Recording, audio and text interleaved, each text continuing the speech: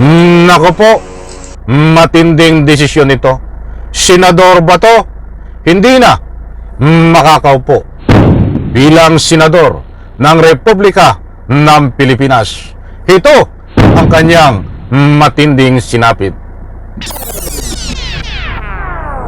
Alright, welcome back to my YouTube channel. I'm Andes Vlog. Nako, ito na ang sinapit ni Senador Bato. Latest update. Sapagkat mga kaibigan, hindi makakaupo bilang senador kapag nanalo itong si Senador Bato. Hindi na siya magiging senador. Ano po ang dahilan, mga kaibigan? Nako, samahan niyo po ako dito sa ibabagi ko po sa inyo. Sapagkat ang matinding dahilan kung bakit naapektuhan itong si Senador Bato tungkol dito sa usapin na hindi na ho siya makakaupo bilang isang senador.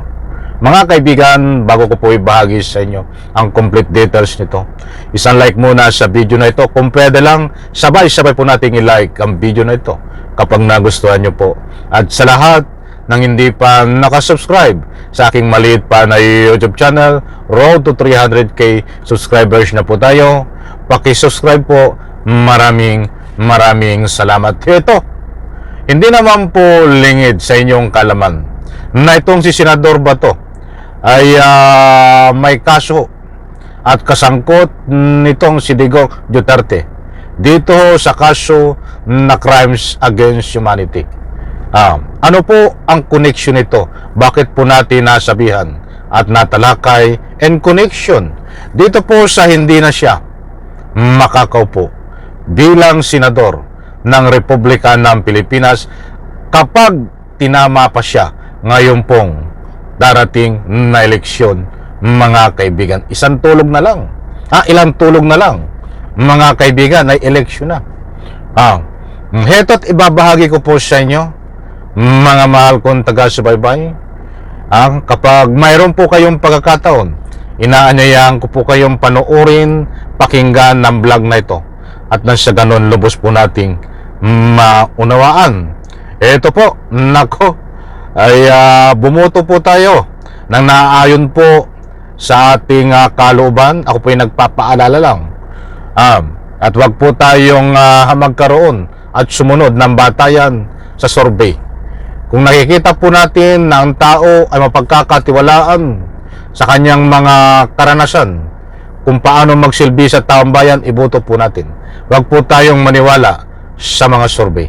Yun po ay aking isang paalaala lang. Ayaw ko naman kayong pangunahan, mga mahal kong taga-subaybay. Ako po ay nagpapaalala lang. Eto, mga kaibigan, buhat sa Pilipinas today, nandiyan po sa screen, mga mahal kong taga-subaybay. Pwede nyo pong i-screenshot yan, pwede nyo pong balik-balikan at basahin para lubos nyo pong maintindihan. Babasahin ko po itong nasa larawan. Iyan po si Senador Bato. Ano po ang sinasabi? Senador Bato handang magtago versus ICC suportado ng INC. Nako, hindi na po ako maniwala dyan. Ginagalang ko ang anuman desisyon ng INC. Ba't napakababaho ng batayan nila para mag-endorso ng isang kandidato ni katulad ni Bato? Wala na ho. Napakababa na ho ng batayan nila. Kaya't kung ano man ang desisyon nitong nasabing relihiyon na ito, ay bahala kayo. O diba? But sabi ko lang po sa inyo, wag po tayong maniwala dito sa mga lumalabas na survey at tingnan po natin kung ano ang track record ng po yung mga kandidato sa pagka-senador. Halimbawa, itong si Bato, ano ba ang track record nito? Ito ba hindi sangkot sa tukang o sangkot? Ito ba ay may kaso? Diyan lang po tayo magbatay, di ba? Kaya wag na wag po nating iboto itong si Bato, ito pong Bongo, basta ang padapa. Itong padapa po ang meaning, ito pong PDP, ang tunay na meaning po niya na ay padapa. Ayon po sa aking nakikita, ang meaning ng PDP ay padapa. Itutuloy po natin. Bagamat aminado magtatago at hindi kailanman susuko sa International Criminal Court ICC, bukod pa sa pinakakasuhan ng Quadcom ng Crimes Against Humanity dahil sa umano'y pagkakadawit sa EJK noong drug war, natanggap pa rin ni Senador Ronald Bato de la Rosa ang pagka-endorso ng Iglesia ni Cristo para sa kanyang re-electionist bid. O, ang dami po nagko-comment dito. Babasa lang po ako ng mga ilang komento. Delikado ang INC, madadamay sa gulo sekta nyo. Suko nyo mga tulad ni Bato, hindi karapat-dapat na suportahan. O, yan po. Isang mga komento sa post na ito. Isa na lang ho. Pinapakita lang ng pamunuan ng INC ang kanilang mukha sa taong bayan. Nahim sila sa politika. Yung dating bawal ngayon ay sila na mismo ang sumusuway. O, marami pong hindi dito against. Bahala sila kung i-endorse sila. Ba't alam po ng taong bayan kung sino ang magsisilbi ng tunay at tapat. Mga kaibigan, babasahin ko po ito. Itong madalian lang ito. Sa kabila ng mga kinasasangkutang kontrobersya sa nakalipas na mga buwan, partikular ang labang bawi na pahayag kung susuko siya o hindi sakaling arestuhin siya ng International Criminal Court, natanggap pa rin ni Senador Ronald Bato de la Rosa ang endorso ng Iglesia ni Cristo ngayong Biyernes, Mayo 9. Una nang napabilang si de la Rosa sa mga dati at kasalukuyang opisyal na pinakakasuhan ng Quadcom ng Camera Crimes Against Humanity kaugnay ng libu-libong insidente ng extrajudicial killings noong drug war former President Rodrigo Duterte.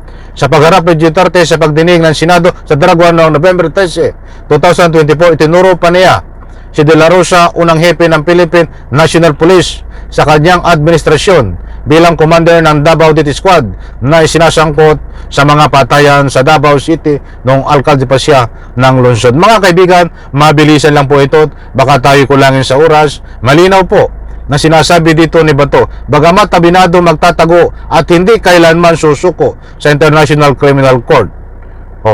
Ibig sabihin ay hindi kailanman susuko itong si Bato de la Rosa at magtatago nga.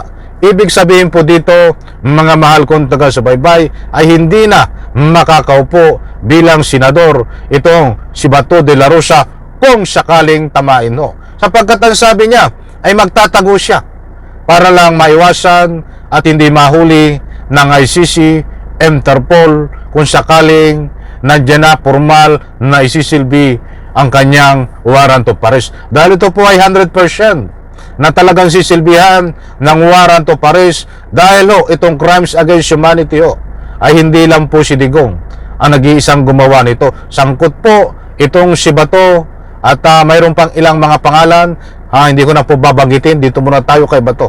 Kahit ito po ay napakalapit na po sa katotohanan, hindi po natin alam anytime na ito po ay dadamputin ng ICC, Interpol upang ikulong diyan po sa dahig Netherlands. So ang batayan po natin, mga mahal kong taga-subaybay, kung bibigyan po natin na kaunting pagsusuri ito sa sinabi na Bato na siya ho ay magtatago at kailanman ay hindi po siya susuko, ay napakaliwanag po dito. Bato de la Rosa, iyan ang dahilan kung bakit hindi na makakaupo diyan po sa Senado. Imbis na umupo sa Senado, kapag tinama ho siya, ay magtatago na lang. O paano ka pa makakapagtrabaho? Mga kaibigan, ay ang tanong pa, tatamahin ka ba naman na ikaw ngayon bilang senador? Ang lumalabas sa survey, kasama ito sa Magic 12. Muli po, wag po tayong maniwala sa survey. Tingnan po natin ang tunay na halalan. Na alam ko po, hindi po ito ibubuto ng ika nga po hindi niya tagasunod. Kaya't para hindi po manalo ito, isang buto nyo po ay napakahalaga para ito ho ay hindi na makabalik sa Senado at tuluyan ang kunin ng ICC, Interpol. Maliwanag po mga kaibigan, hindi po tayo nagpapakalat ng anumang fake news. Kayo na po ang bahala magbigay ng anumang public opinion. Nako, eto na, Bato de la Rosa hindi na makakaupo bilang senador kahit pa tamayin sa darating na halalan sa pagka-senador. At ito ho ang dahilan.